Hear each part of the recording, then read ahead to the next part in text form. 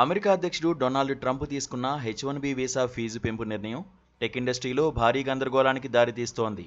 September 21, 2025 నుంచి అమల్లోకి వచ్చిన ఈ ఆర్డర్ ప్రకారం కొత్త H1B పిటిషన్లకు ప్రతి సంవత్సరం $1,00,000 అంటే మన కరెన్సీలో సుమారు 84 లక్షల రూపాయల ఫీజు చెల్లించాలి. ఇది అమెరికా వర్కర్లను రక్షించడానికి, వీసా అబ్యూజ్ను అరికట్టడానికి తీసుకున్న చర్యగా వైట్ హౌస్ వివరించింది.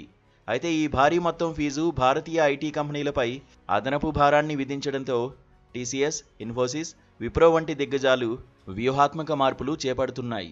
ఈ నేపథ్యంలో TCS CEO K. కృతివాసన్ ఇంటర్వ్యూలో కీలక వ్యాఖ్యలు చేశారు. ఈ ఏడాది H1B కింద కొత్త హైరింగ్ ఆపేస్తామని, స్థానిక అమెరికన్ ఉద్యోగులపై దృష్టి పెడతామని తెలిపారు. ఈ నిర్ణయం ఐటీ ఇండస్ట్రీలో అమెరికా ఫస్ట్ విధానానికి అనుగుణంగా మార్పును సూచిస్తోంది. ట్రంప్ ఆర్డర్ సెప్టెంబర్ 19న సంతకం చేసిన ప్రకటన ప్రకారం H1B ప్రోగ్రాంలో సిస్టమిక్ అబ్యూజ్ జరుగుతోందని, అది అమెరికన్ వర్కర్లను డిస్ప్లేస్ చేస్తోందని ఆరోపించారు. ఈ ఫీజు కొత్త అప్లికేషన్లకు మాత్రమే వర్తిస్తుందని, ప్రస్తుత వీసా హోల్డర్లకు ప్రభావం లేదని వైట్ హౌస్ స్పష్టం చేసింది. అయితే ఫ్యూచర్ లాటరీకు, బయటి దేశాల్లో ఉన్న అప్లికెంట్లకు ఇది భారీ షాక్.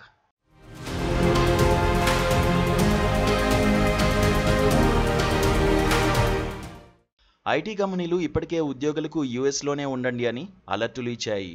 అమెజాన్, మైక్రోసాఫ్ట్, మెటా వంటి దిగ్గజాలు 2025లో 5,000 నుంచి 10,000 H1B వీసాలు పొందాయి. భారతదేశంలో 71%, చైనాలో 11.7% H1B బెనిఫిషరీలు ఉన్నారు.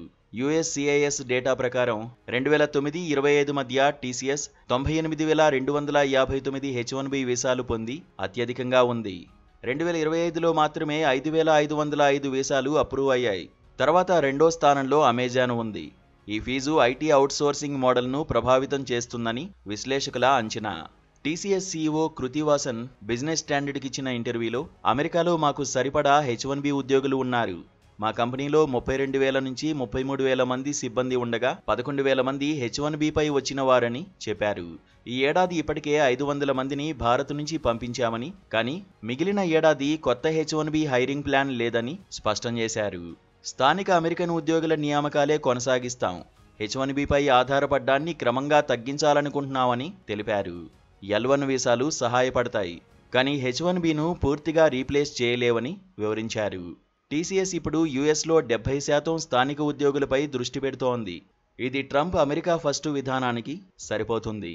ఈ మార్పు TCSకు ఎగ్జిస్టెన్షియల్ థ్రెట్ కాదని, వైవ్ వితౌట్ H1B అని కృతివాసన్ ధైర్యం చెప్పారు.